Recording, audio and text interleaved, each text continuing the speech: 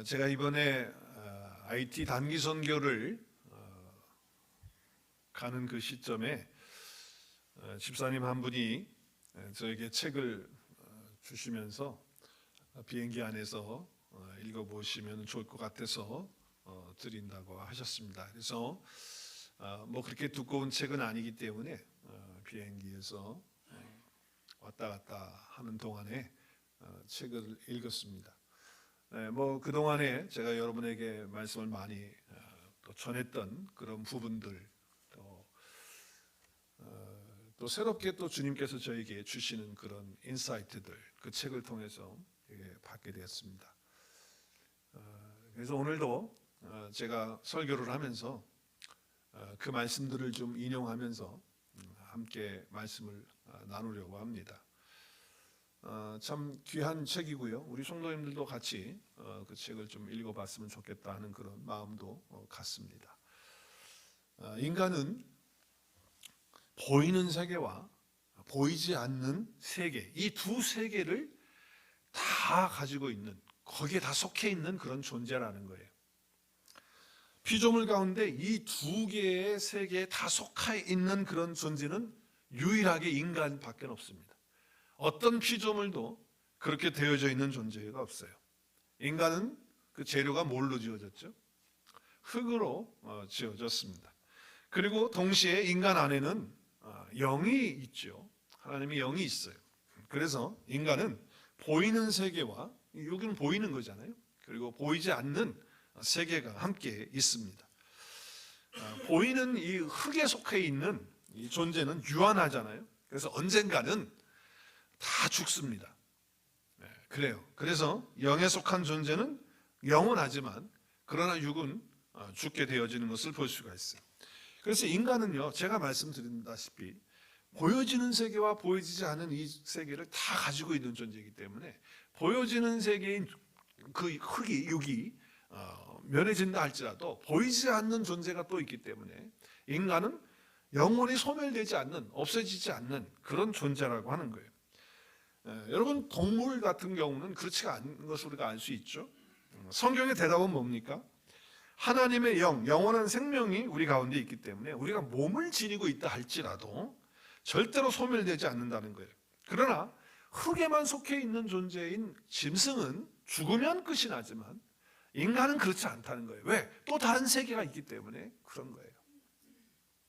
우리가 지금 입고 있는 이 몸은 죄로 인한 인간의 타락한 그런 모습으로 흙덩어리 존재처럼 남아져 있습니다. 그렇죠? 그렇게 됐습니다. 아담의 타락 이후에 그렇게 되어졌어요. 그래서 영이 정상적으로 활동할 수 없는 상태가 됐다라고 하는 거예요. 그것이 이제 예수 그리스도의 생명의 복음이 우리 가운데 들어오지 않으면, 그래서 다 죽어 있는, 썩을 몸에 있는 그런 존재가 된 거예요. 그래서 우리의 흙에 속한 몸은 하나님의 그 영원한 나라를 유업으로 받지 못하게끔 되어져 있다는 거예요. 그러니까 두 번째 아담이신, 마지막인 아담이신 예수님이 오셔야지만 이 문제가 해결되어지는 거죠.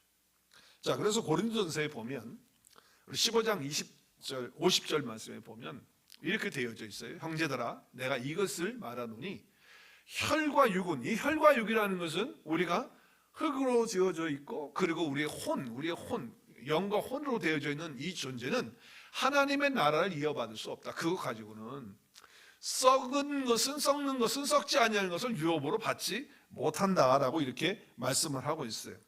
자, 그런데 언젠가 예수 그리스도께서 우리를 위해서 죽으시고, 그리고 이제 부활하시고 승천하시고 다시 오시는 그때에 순식간에 우리는 몸이 변화되어서 새로운 몸을 입게 된다. 그래서 우리 몸도 썩지 아니하는 몸이 되어진다라고 하는 그런 말씀을 해요. 왜냐하면 우리 몸도 이제 하늘에 속한 몸이 되기 때문에 그렇게 되어진다라고 말씀을 하고 있는 거예요. 언젠가 주님이 그렇게 갑작스럽게 그렇게 하신다고 하는 말씀을 하고 있죠. 고린도전서의 말씀에 15장 51절에서 53절까지 한번 말씀을 보면요, 보라 내가 너에게 비밀을 말한다. 비밀이에요. 감춰져 있는 것을 지금 사도 바울을 통해서 열어서 보여주는 거죠. 우리가 다 잠잘 것이 아니요, 잠잔다는 것은 다 이제 죽는 그런 자리에 있는 거. 근데 마지막 나팔의 순식간에 호련히 다 변화된다. 그래서 나팔 소리가 날 때에 죽은 자들이라는 것은 하나님과의 영적인 관계가 끊어져서 이제는 영원한 멸망 가운데 있는 그런 존재가 썩지 않을 것으로 다시 살아나게 되고, 또 우리도 변화가 되어지고, 그리고 썩을 것이 반드시 썩지 않을 것을 입겠고, 그리고 죽을 것이 죽지 아니함을 입게 되어지는 엄청난 역사가 일어날 것을 말씀하고 있어요. 근데 이것이 이미 그리스도 예수 안에서 이루어졌고, 또 주님이 다시 오실 때 완성을 하게 된다라고 하는 말씀을 하고 있는 것이죠. 자, 근데 그 말씀 바로 전에 보면 이렇게 말씀을 해요. 우리 한번 같이 읽을까요? 15장 49절 시작. 우리가 흙에 속한 자의 형상을 입은 것 같이 또한 하늘에 속한 이의 형상을 입으리라. 우리가 원래는 우리 인간이 두 가지 세계를 가지고 있다 그랬어요. 하나는 보여지는 흙에 속한 존재로서 형상을 입었고, 하나는 보여지지 아니하는 하나님에 속한 형상을 가지고 있다는 거예요. 근데 그것을 다시 입게 되어지는 것은 그리스도 예수를 통해서, 그 복음을 통해서 이루어지게 된다라고 하는 것이죠. 인간은요, 흙에 속해 있지만 동시에 영에 속해 있다라고 말씀을 하고 있어요. 그래서 불면의 존재예요. 불면의 존재.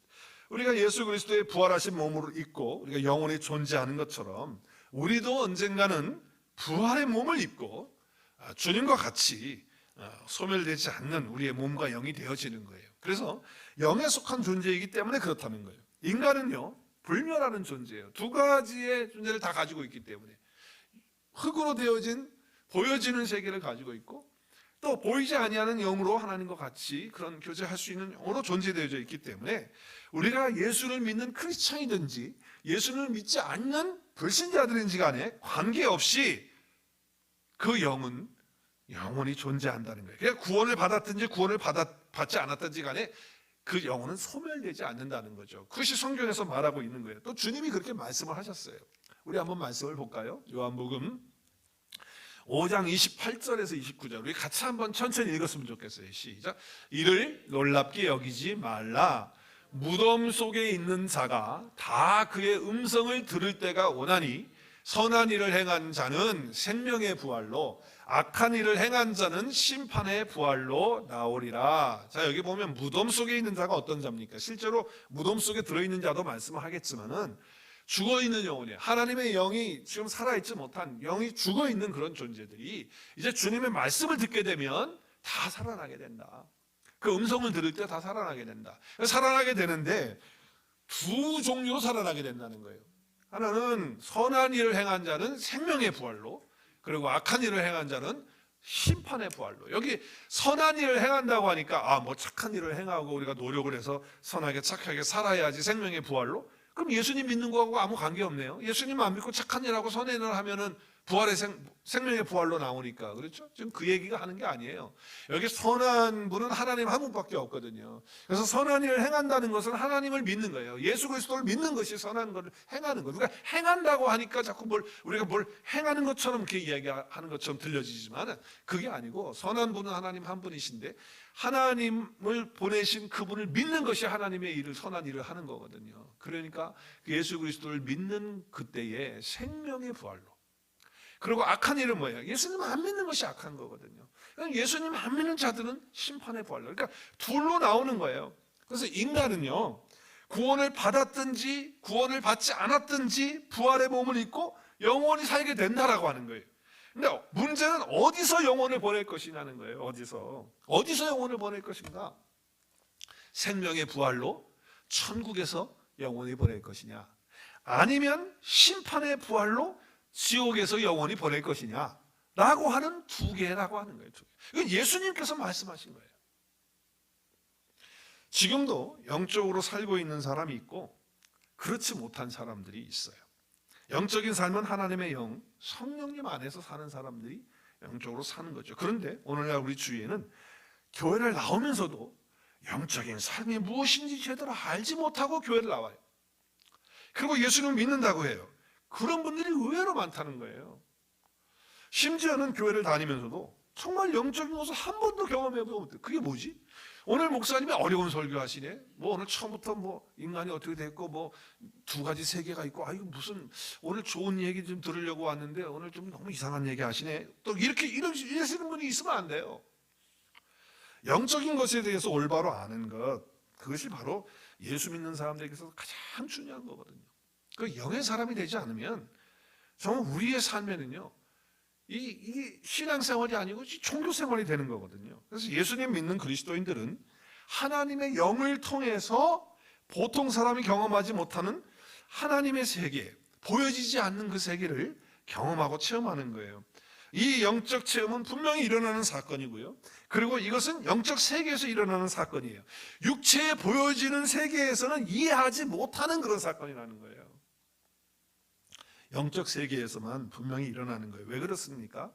우리는 영적인 존재이기 때문에 우리 안에서 일어날 수 있는 사건들이거든요. 근데 이것을 모르고 신앙생활하면 안 되는 거예요. 그럼 수박 거달기식으로 교회를 다니는 거지 진짜로 신앙생활하는 게 아니거든요. 성경은 인간에 대해서 영과 혼과 그리고 육으로 그렇게 구성이 되어졌다고 말씀하고 있어요. 그래서 그 셋으로 구성되었다고 말하죠. 그래서 제가 여러 번 말씀을 드렸어요. 우리 몸, 육, 히브리어로 바샤르, 그리고 헬라어로는 샤르크스. 이게 단어가 다른 단어들이거든요. 그래서 이건 육체의 본능을 말할 때 쓰는 거예요. 이건 동물들 다 갖고 있어요. 우리도 갖고 있고. 또 혼이에요. 이 혼은 지정의예요. 우리 마인드, 소울.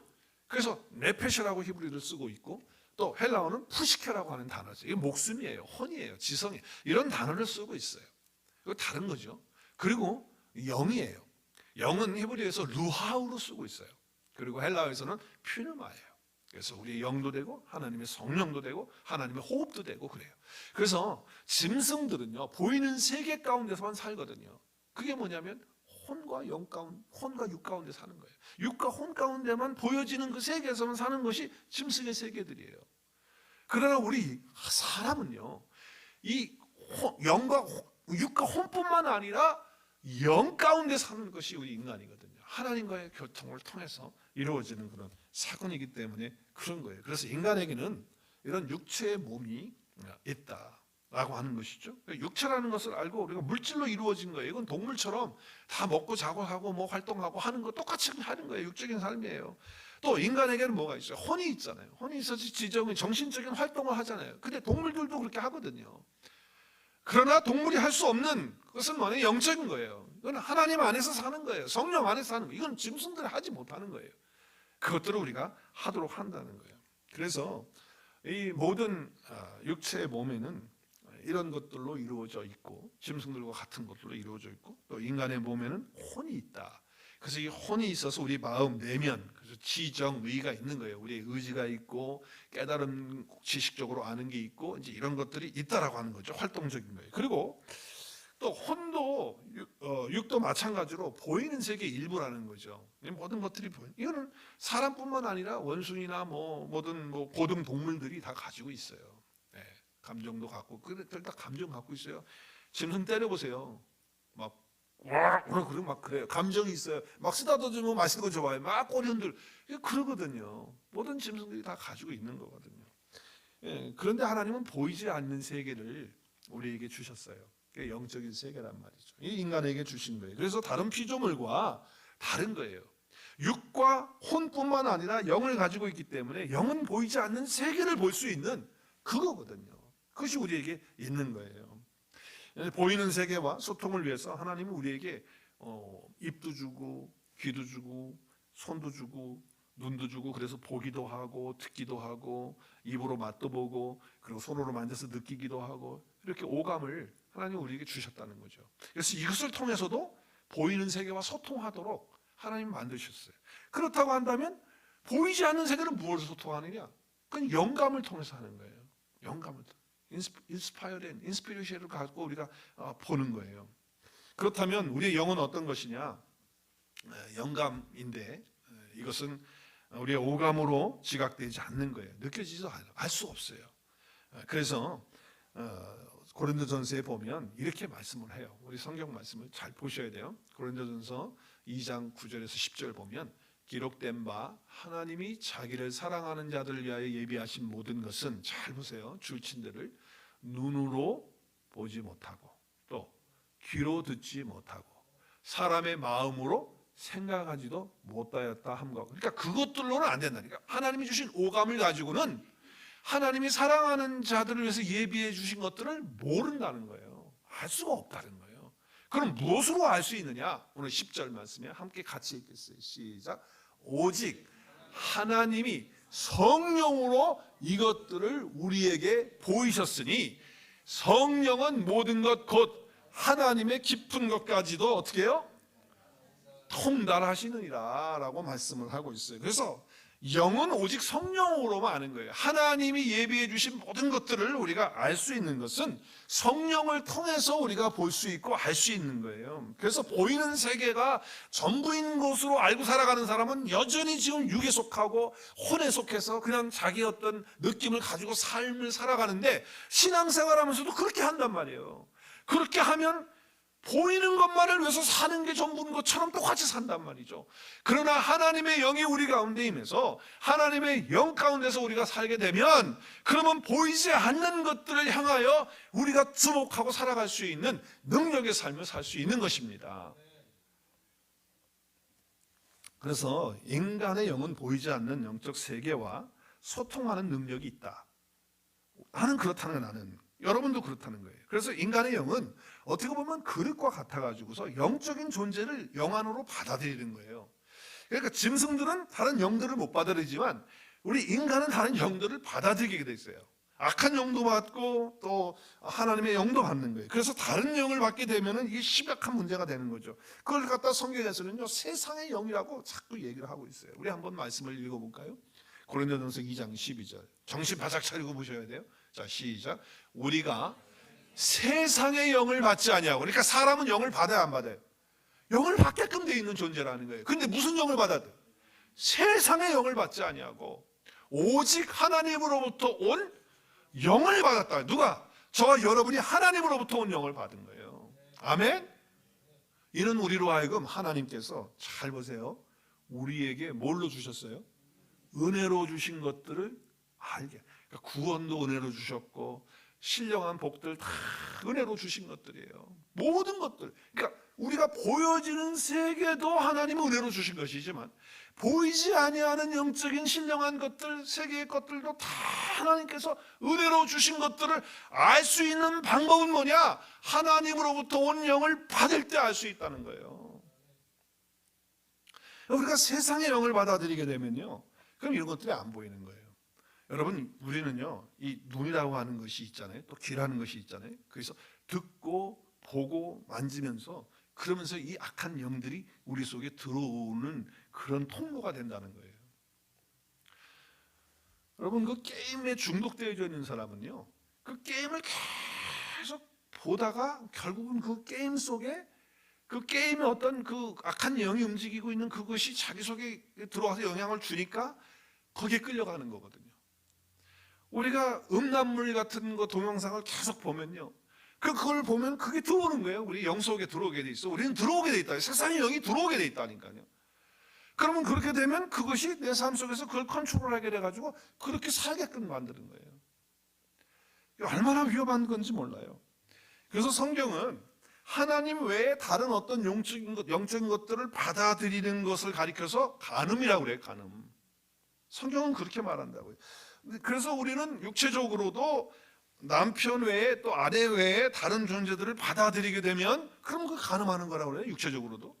근데 우리가 영적으로도 마찬가지라는 거예요. 그래서 에레미야서에 보면 하나님께서 우리를 향해서 말씀하실 때 우리 남편 대신 하나님이 우리를 신부로 우리를 다 맞이했거든요. 근데 남편을 버리고 다른 남편을 가는 거예요. 그걸 계속해서 에레미야도 이야기하고 이사야도 이야기하고 에스겔도 계속 그런 말씀을 하시잖아요.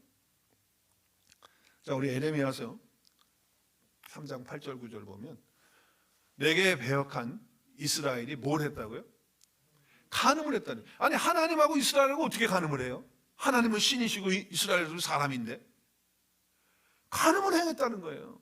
내가 그를 내쫓고 그래서 그에게서 뭘까지 써줬다고요? 아니면 하나님하고 이스라엘하고 무슨 이혼서를 쓴 그런 관계예요? 지금 그렇게 말씀하고 있잖아요. 그의 반역한 자매 유다 그 민족이 두려워하지 아니하고 자기도 가서 뭐예요? 이스라엘만 그런 게 아니고 남쪽 유다도 그렇게 한 거예요. 그래서 행음을 하는 거예요. 근데 행음을 하는 게 뭐라고 설명을 하냐면 9절에 보니까 그가 돌과 나무와 더불어 행음을 했다. 그러니까 돌로 만들어 놓고 나무로 만들어 놓고 그런데 가가지고 그것을 보고 그것을 듣고 하면서 그 악한 영이 들어오는 거예요. 그래서 행음을 하게 된다. 간음을 하게 된다라고 하는 말씀을 하시고 있는 거거든요. 그래서 다른 영을 받아들일 수 있는 인간의 영에 독특함이 있다. 하나님이 그렇게 참 짐승들에게는 그렇게 없어요. 그러나 하나님께서 그렇게 하셨다는 거예요. 그래서 영을 받아들여서 둘이 하나가 되어지는, 그래서 예수 그리스도의 신부가 되어지는 게 우리가, 그래서 그리스도가 신랑 되시고 우리는 신부가 되어서 영원히 그분과 연합해서 살아가는 것. 그런데 거기에 그리스도 영 외에 다른 영들이 들어오게 되면 그것이 간음이고 그것이 불륜이라는 거예요. 고린도 교회 성도들도 이 간음을 했어요. 왜냐하면 다른 복음 받아들이고 다른 예수 받아들이고 그리고 다른 영을 받아들였어요. 자, 한번 볼까요? 말씀을 한번 보세요. 고린도 후서 11장 4절 우리 한번 같이 천천히 읽어요. 시작. 만일 누가 가서 우리가 전파하지 아니한 다른 예수를 전파하거나 혹은 너희가 받지 아니한 뭐예요? 다른 영을 받게 하거나. 그러니까 우리는 다른 영을 받을 수 있어 없어요? 있다는 거예요. 다른 영을 받아도 혹은 너희가 받지 아니한 다른 복음을 어떻게 해요? 받아들일 때는 너희가 어떻게 한다고요? 참 그걸 막 받아들이고, 그러면 하나님 앞에 뭐 하는 거예요? 간음하는 거예요. 간음하는 거예요. 행음하는 거예요. 불륜 저지르는 거예요. 그래서 그 앞에 요 4절 전절 2절 3절을 보면 이렇게 설명하고 있어요. 2절 3절에 말씀에 보면 우리가 정말 하나님 앞에서 예수 그리스도와 이렇게 사는 것이 간음하는 것인데, 한번 볼까요? 그 앞절이에요. 바로 2절 3절. 자, 보겠어요. 내가 하나님의 열심으로 너희를 위하여, 그 고린도 교회 성도들 열심을 내는데 내가 너희를 뭘로요? 고린도 교회 사람들을 정결한 처녀로, 누구에게? 예수 그리스도에게 뭘로? 남편으로 중매를 해서 결혼을 하는 거예요. 고린도 교회 성도들하고 예수님하고 결혼을 한 거예요. 결혼. 그런데 3절에 보니까 뱀이, 사단이죠. 사단 마귀가 관계로 하와를 미혹한 것과 똑같이 우리의 마음을, 고린도 교회 성도들의 마음을, 그리스도가 남편인데 그럼 남편에게만 마음이 향해야지. 그런데 다른 데로 마음이 향하는 거예요. 그래서 그 진실함과 깨끗하면서 떠나고 그 심령이, 그 마음이 부패한 거예요. 왜? 다른 영을 받아들이니까. 그것이 바로 간음이다라고 하는 말씀을 하고 있는 거예요. 사람에게는 영과 혼과 그리고 육이 있어요. 근데 육과 혼은 보이는 세계에 속한 것이에요. 근데 영은 보이지 아니하는 세계에 속한 것입니다. 그렇기 때문에 영을 받아들이는 그 순간에 우리는 보이지 않는 세계를 가는 것이지만, 혼에 사로잡혀서 아니면 육에 사로잡혀서 아니면 그 자기의 지정의를 가지고만, 아니면 자기의 어떤 세상의 지혜로, 자기의 어떤 지혜로 살아가는 사람은요, 결국은 뭐냐? 이 세상에 보여지는 것에 이끌려서 살아가는 삶이 되는 거예요. 너무 안타까운 거예요. 그런데 여러분, 이 세상의 지혜를 가지고는요, 그 혼적인 것을 가지고서는요, 하나님을 다 알 수 없어요. 물론 어느 정도 하나님을 이해하는 데는 도움이 되겠죠. 그러나 하나님과 영적 깊은 교제는 이룰 수가 없다라고 하는 거예요. 자, 우리 고린도전서 1장 21절에 보면 하나님의 지혜에 있어서는 이 세상이 자기의 지혜로 하나님을 알아야 몰라요. 자기의 지혜로 하나님을 알 수 있어 없어요? 하나님을 알 수 없어요. 그래서 하나님은 전도의 미련한 방법, 예수 그리스도의 복음, 십자가의 그 복음으로 믿는 자들을 구원하셨다는 거예요. 그러니까 이 세상의 지혜로는요, 하나님을 알 수가 없어요. 하나님은 하늘에 속한 분이에요. 그렇죠? 근데 반면에 우리 몸은 이 땅에 속해 있어요. 그리고 우리 혼도 이 땅에 보여지는 것에 속해 있어요. 그러니까 세상의 지혜는 땅의 것을 이해하는 데는 도움이 돼요. 우리의 육이나 우리의 혼, 지정이나 나의 지혜, 이런 것들은요, 세상의 원리와 이치들을 이해하는 데는 도움이 되겠지만 영적인 것을 이해하는 데는 그렇게 큰 도움이 되지는 못하는 거예요. 그런 기능을 하지 못한다는 거예요. 그렇기 때문에 우리의 혼, 이성, 이 사람의 지혜로는 영적인 것을 알 수가 없다라고 하는 거예요. 제가 축구를 좋아하는데, 여러분, 야구 경기를 보면서 축구 룰을 갖다가 적용할 수 없잖아요. 내가 야구를 보면서 축구 룰을 갖다가 놓고서 볼 수 있습니까? 야구는 야구의 룰을 봐야 되는 거예요. 그리고 또 축구의 룰은 축구의 룰을 봐야 되는 것처럼 똑같은 거예요. 우리가 영적인 룰을 알아야지, 그리고 영적인 룰을 가지고 하는 것인데, 세상의 어떤 보여지는 것을 가지고 보여지지 않는 것을 룰을 가지고 하려고 하면 이게 되질 않는 거거든요. 물론 하나님을 이해하는 데는 이 혼적인 부분이 필요하죠. 지정의가 필요합니다. 소용이 없다는 게 아니에요. 그러나 하나님은 반지성적인 분이 아니잖아요. 지성을 갖고 있는 분이에요. 그러나 우리의 인간의 지성과 우리의 인간의 지혜를 뛰어넘으시는 분이 하나님이시거든요. 그걸 초월하시는 분이 하나님이세요. 그렇기 때문에 우리는 땅의 것만 속한 것이 아니라 하늘에도 우리가 속해 있는 그런 존재들이기 때문에 우리는 하늘의 지혜로, 하나님의 지혜로, 성령을 통해서 우리가 이것을 알아가야 된다라고 하는 거예요. 그래서 하나님께서 우리에게 요구하는 것이 있어요. 그건 뭐냐면 우리에게 요구하는 것이 믿음이에요. 믿음을 요구하는 거예요. 믿음을 통해서 구원하신다는 거예요. 우리의 혼으로, 우리의 육으로, 우리의 지성으로, 이성으로 다 이해할 수 없지만 믿음으로 따라오라는 거예요. 믿음으로. 그래서 우리는 사람의 지혜로 구원 얻는 게 아니라는 거예요. 사람의 지혜로 신앙생활 하지 말라는 거예요. 그러니까 혼적인 것으로 우리가 신앙생활 하면요, 수박 거달기식의 신앙생활 하는 거예요. 그러다 보면 종교생활로 가는 거예요. 우리는 영으로 신앙생활 해야 될 줄로 믿습니다. 정말 영의 사람이 돼서 영으로 신앙생활해야, 이 신앙이라는 게 이런 거구나, 하나님을 믿고 예수님 믿는다는 것이 이런 거구나 하는 것을 맛보고 누려야 우리 가운데 진정한 기쁨이 오고 하늘의 것들로 채워지는 그런 만족을 누리는 것이 아니겠습니까? 우리는 이 땅에 있는 것으로 사는 것이 아니라는 거예요. 제가 오늘 너무 서론이 길은데, 오늘 이제 본론에 들어가는데 이제 언제 끝날지 모르겠어요. 큰일 났네요. 이제 서론을 했어요.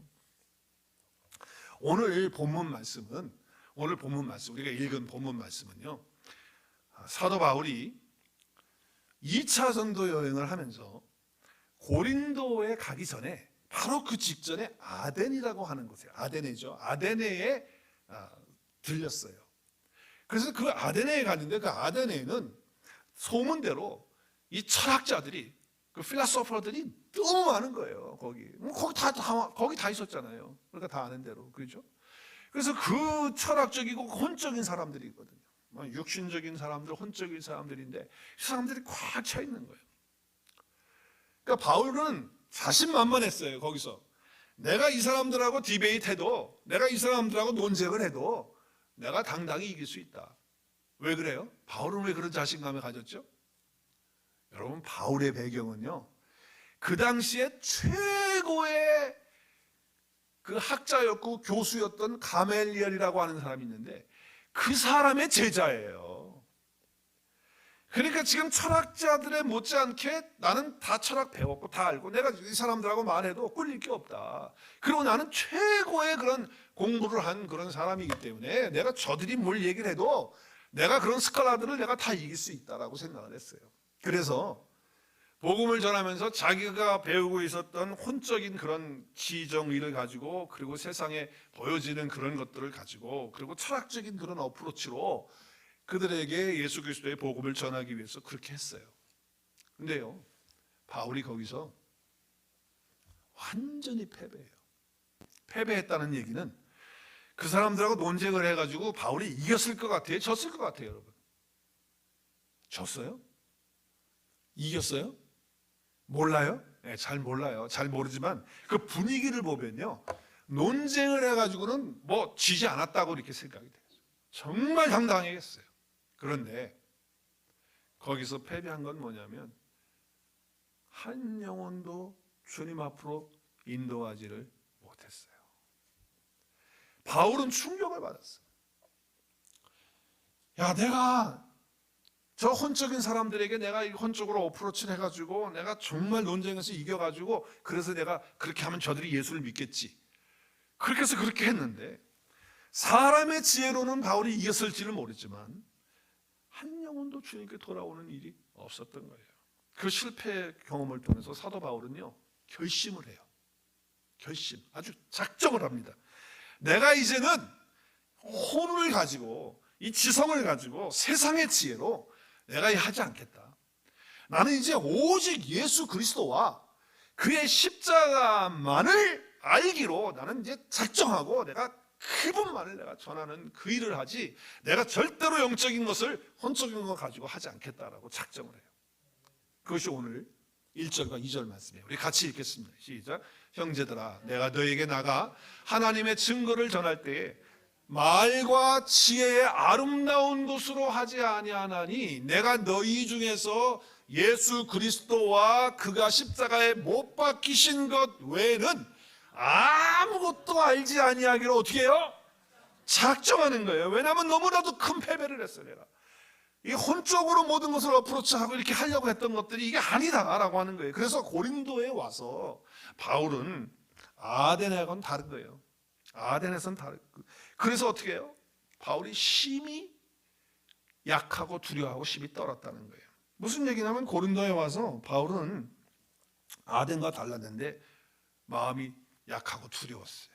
여러분, 여기 약하다고 하는 것이 바울이 몸이 약해졌다라고 하는 것이 아니에요. 여기 너희 가운데는 이제 고린도 성도들에게 왔을 때, 고린도 사람들에게 왔을 때는 그랬다고 그랬는데, 여기 지금 약했다는 것은요, 몸이 허약한 것을 말하는 게 아니에요. 여기에 몸이 약한 것은 혼, 즉 자기 자아가 약한 것을 말하는 거예요. 자기 자아가. 그래서 자아가 강한 사람은 육으로 살게 되고, 그리고 자아가 약한 사람은 그 자아가 죽은 사람이기 때문에 영으로 살아가는 사람이 되는 거예요. 한번 저를 따라서 했으면 좋겠어요. 자아가 약한 사람은 영으로 살게 됩니다. 자, 그래서 오늘 설교 제목이 뭐죠? 자아가 약해질 때 어떻게 되느냐? 영으로 살 수 있는 거예요. 여기 자아는 뭐냐? 육과 혼으로 살아가는 존재예요. 그러니까 육과 혼으로 살아간다면 보이는 세계를 향해서 살아가는 사람은요, 그 사람은 모든 것을 하는 데 있어서 하나님과 그런 교통이나 이런 역사들이 일어나지 않는 거예요. 육으로 살게 되는 것이니까. 그런데 내가 자아가 약해지면, 내 자아가 약해진다는 건 내가 보여지는 것을 따라서 오감으로 살지 않는 그런 삶을 사는 사람은 영으로 살 수가 있다라고 하는 것이죠. 이제 바울은요, 실패를 통해 가지고, 자기 실패를 통해 가지고 나는 이제는 육과 혼으로 자신감을 가지고 이제 살지 않고 하나님의 영을 따라서 산다. 그래서 자기 자아가 약해지는 그런 표현을 합니다. 그러면서 그때 무엇을 의지하게 되냐면, 이제 자기의 말이나 어떤 사람의 지혜나 이것이 아니고 성령님의 능력, 성령님을 의지하는 그런 바울의 삶을 지금 나타내고 있는 것이에요. 자, 우리의 혼과 육, 우리 세상의 지혜에 대한 그런 믿음이 무너지는 곳에는 하나님에 대한 믿음이 시작이 되어지는 거예요. 그래서 바울은 그 연약함을 통해서, 그 자아가 연약함을 통해서 누구를 의지한다고요? 성령님을 의지하는 거예요. 그러니까 자기 자신감을 가지고 있는 사람은 자기가 할 수 있는 일밖에 못해. 자신감 있는 사람은. 그런 사람은 영적인 것을 구하지 않죠. 굳이 구할 필요도 없죠. 여러분은 자기 자신에 대해서 어떻게 생각하십니까? 자신감이 있으십니까? 그러면 여러분이 할 수 있는 일만큼밖에는 못하는 거예요. 근데 바울처럼 자기 자아가 약한 그런 마음, 그래서 떨리는 그런 마음을 가지면, 그러면 영적인 원리 가운데서 어떻게 하나님을 구하게 돼요. 성령님을 구하게 돼요. 그 능력을 바라보는 거예요. 실패를 통해서 자기 자신감이 이제는 없어지는 거예요. 그러니까 자기 자신감하고 믿음은 다른 거예요. 자신감은 자신에 대한 어떤 믿음이고, 믿음은 하나님에 대한 신뢰예요. 그 하나님에 대한 신뢰가 있는 사람은 어떻게 해요? 하나님께 모든 걸 맡기는 그런 삶을 사는 거예요. 그렇기 때문에 자신감은 혼에 속한 사람이고, 그리고 믿음은 영에 속한 사람이 되는 거예요. 여러분, 믿음으로 영에 속한 사람으로 사실 수 있기를 바랍니다. 혼에 속한 사람으로 말이죠, 만져지고 느껴지고 보여지는 그것만 가지고 살지 마요. 그것만 가지고 신앙생활 하려고 말이죠. 그러면 내 자아가 약하지, 그때에 영의 사람으로 성령님 의지하고 보이지 않는 세계를 따라서 살 수 있는 그런 힘을 얻게 되어지는 거예요. 설득력으로 하지 않았어요, 바울? 하나님의 능력으로 한 거예요. 오늘날 교회 위기가 뭐예요? 사람이 할 수 있는 일만 하는 거예요. 그건 혼적인 거예요.